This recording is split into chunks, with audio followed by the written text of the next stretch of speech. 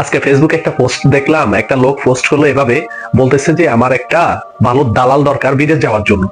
বিশ্বাস করেন, আমি নিচে কমেন্ট গুলা পড়ে দেখতেছি, সবাই বলতেছে তামিম ইকবালের সাথে যোগাযোগ করুন, উনি ভালো মানের হাইব্রিড জাতের দালাল। ভাই, আমি তামিম ইকবাল ভাইকে একটা কথা বলি।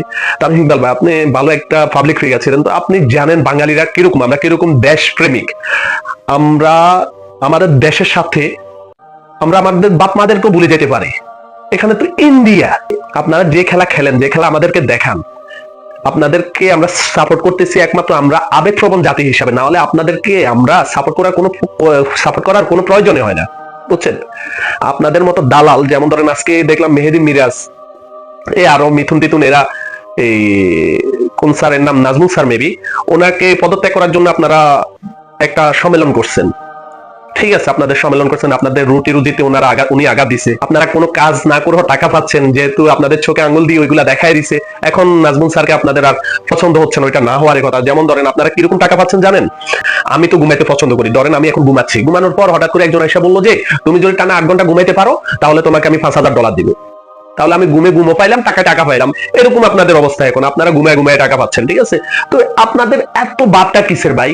হ্যাঁ, এই মেহেদী মিরাজ বলতেছে যে নাকি ওরা নাকি দেশে বা সরকারের টাকা চলে না। এর শালার বেটা, তোরা আমি বলি রেসপেক্টেড পারসন, তোরা বলতেছিস যে তোরা দেশকে রিপ্রেজেন্ট করতেছিস। কি বাল রিপ্রেজেন্ট করতেছিস তোরা? হ্যাঁ, তোদের থেকে তো কোরিয়ান বিটিএস গুলো আরো ভালো আছে। ওরে বিটিএস বলে সারা পৃথিবীর সবাই চিনে এরা কোরিয়ান বা অন্য আদার্স কোনো কান্ট্রির। তোরা কি বাল দেখাইতেছ? তোরা আজকে 22-23 বছরের এই ক্রিকেটের ইতিহাস, বা হয়তো আর বেশি হবে, আমি ক্রিকেট নিয়ে এত কাটাকাটি করি না, একসময় খুব ভালো একটা সাপোর্ট করতাম দেশকে, ক্রিকেট টিমকে, কিন্তু ওরা তো আমাদের ইমোশন নিয়ে এমন ভাবে খেলোস বা এমন ভাবে খেলেন আপনারা, এগুলো আর দেখার মতো না। কেন দেখি হচ্ছে আশা নিয়ে সবসময় আমরা নিরাশা হয়ে বাসায় ঢুকি, তো এগুলা দেখার থেকে না দেখাটাই বেটার। তো আমি আপনাদেরকে বলি, আপনারা যে বলেন আপনারা আমাদেরকে রিপ্রেজেন্ট করতেছেন, কি বাল রিপ্রেজেন্ট করতেছেন? একটা না দুইটা তিনটা ম্যাচকে জিততে তো আমি দেখি না। প্রভাবশালী যেমন ধরেন ইন্ডিয়া পাকিস্তান, এদের সাথে তো জিততেই দেখি না। আমার মনে হয় যে আমার চাইল্ডহুড তো চলে গেছে, ওল্ড এজ পাবো কিনা ওইটা আমি জানি না। ক্রিকেটারদেরকে বলতেছি, আপনারা যে একটা ভাব নিয়ে আজকে 2 দিন নাজমুল স্যারের সাথে কথা বলতেছেন, বাংলাদেশের বিপক্ষে কথা বলে, আমি ডিরেক্টলি বলি যে আপনারা বাংলাদেশের বিপক্ষে কথা বলতেছেন শুধু একমাত্র নিজের স্বার্থের জন্য, টাকার জন্য বাংলাদেশের বিপক্ষে যেভাবে কথা বলতেছেন, এটা আমরা জীবনে মেনে নিব না।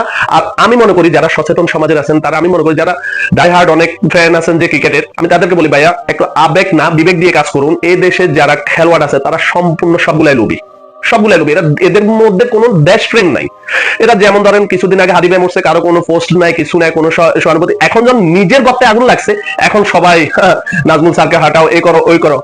আগে ওই সম্মেলন কই গেছিল ভাইজান? হ্যাঁ, নিজের সাথে আঘাত লাগছে বলে আজকে আপনাদের টনক নড়ছে, তাই তো?